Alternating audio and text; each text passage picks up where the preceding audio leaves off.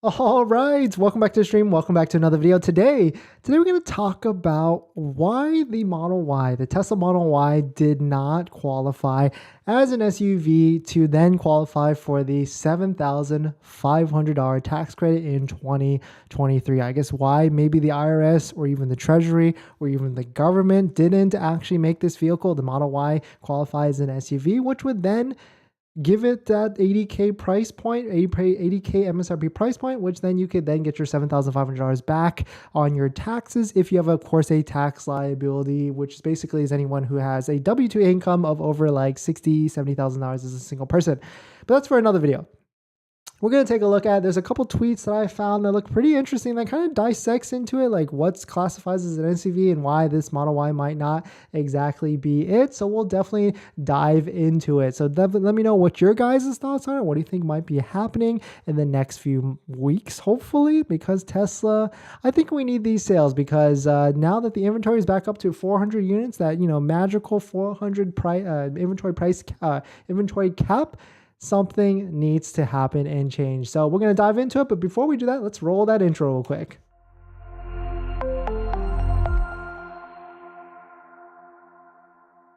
Thanks for watching another stream. Thanks for watching another video. My name is Dennis, and I love talking about Tesla hacking, as I like to call it, but basically just getting the best deal on a Tesla at the best possible price, or just getting really good financing on your Tesla. So if you're interested in any of that, please hit that subscribe. And today's video is actually sponsored by my Patreon link down below in the description, but more on that later. All right, so let's take a look. So just to recap it, if you don't know, IRS and the Treasury released guidelines on what vehicles qualify for the $7,500 tax credit, in terms of sedans and SUVs. And there were, Tesla's not just the only loser here. Like the Ford Escape for some reason is an SUV, and they won and got the $80,000 price cap as the MSRP limit, so it qualifies for $7,500.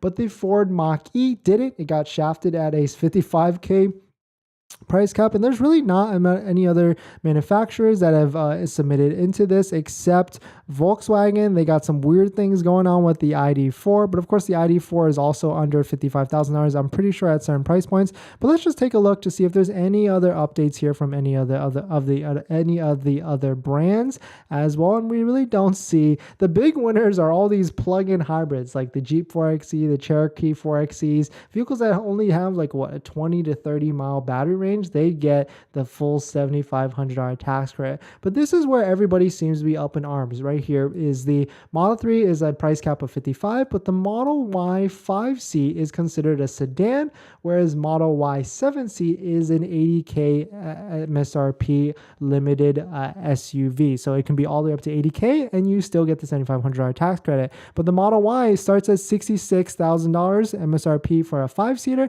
and that's well above the $55,000 MSRP limit. So there seems to be a lot of, people diving into this. So here's a tweet from yesterday from on Twitter at Dr. Know-It-All 16. Funny username, actually.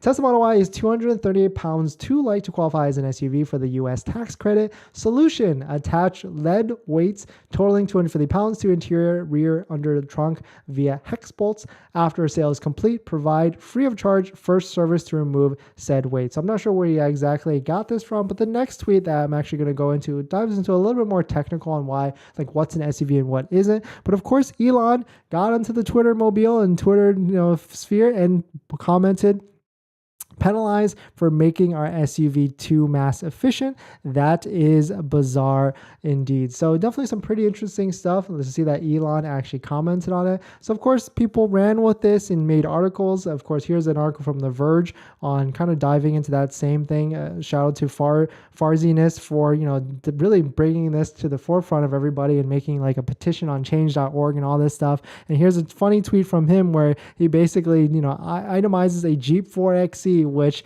only has an EV range of 21, gets the full $7,500 tax credit, but the Model Y, which has an EV range of over 330 miles, does not get the EV tax credit. But here's the tweet. Here's the tweet where it actually caught my attention the other day that actually gets pretty interesting with all this. So shout out to Stephen Lopes at ST_Lopes. A thread. Tesla Model Y's 5-seater Inflation Reduction Act. A thread from a tax accountant whose day job is advising corporate clients, ranging from startups to Fortune 500, on how to access various forms of government incentives. So we'll take a look at this. Tesla Twitter is up in arms over what's going on with the 5-seater eligibility of the tax credit. I am too. It's like very, very interesting and doesn't make any sense why the Ford Mach-E, the Model Y, and the ID4 don't qualify as SUVs. But here he really goes into like all the different stuff. So number 3, angles.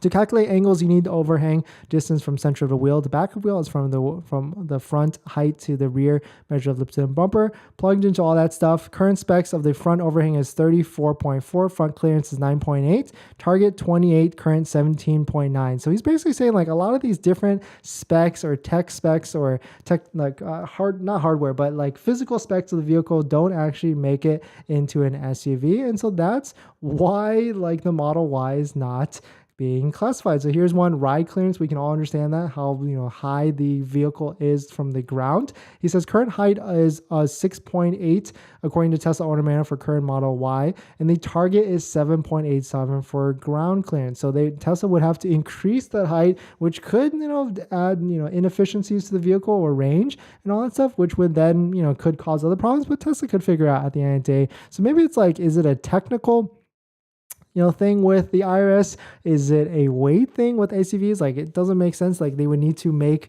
these vehicles more heavier because that also adds less inefficiencies. But it's really weird what's going on with the IRS, that's for sure.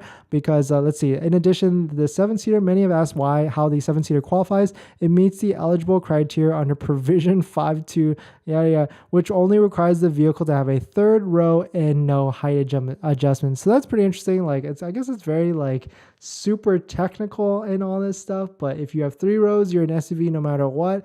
Everything else you have to fit into these like cookie cutter SUV guidelines, which is kind of the thing, right? Like, I've had a Model Y Performance, and so I kind of get where they're coming from, like driving a true SUV like a RAV4 hybrid or, an X3, and then going into a Model Y. It's certainly a lower SUV. It's almost like a sedan SUV. It's in between sedan ride height and a like SUV, so to speak. So I can certainly understand why there's like this technicalness to it, because the Model Y and a lot of other EVs don't really feel like you're in an SUV high up. You really feel like you're kind of just like standing instead of like sitting higher.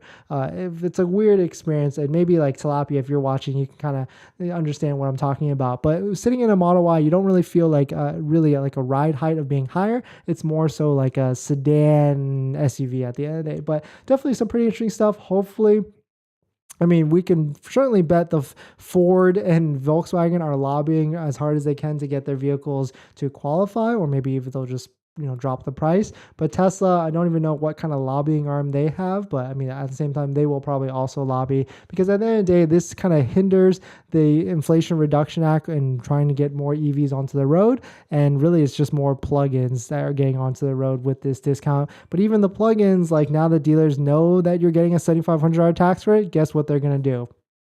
Exactly. So let's jump into some comments and some questions. Shout out to everyone, all my Patreon members. Definitely check out the links below in the description if you want to support the channel. But let's jump into some comments.